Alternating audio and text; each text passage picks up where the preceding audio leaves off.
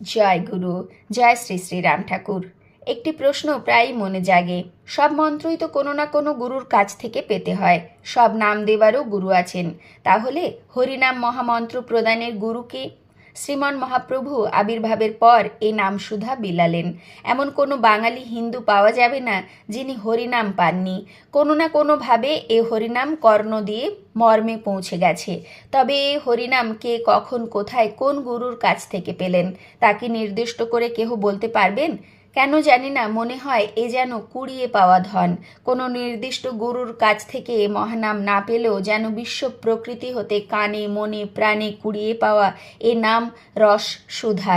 বিশ্বেশ্বরের নাম যেন বিশ্ব প্রকৃতি হতে কুড়িয়ে পান সকলে। ঠাকুরজি বলেন, রাখিয়া গেলাম যদি কোনো ভাগ্যবান কুড়াইয়া নেয়, তাঁরই রেখে যাওয়া ধন কুড়িয়ে নেয় বিশ্বজন। জয় গুরু।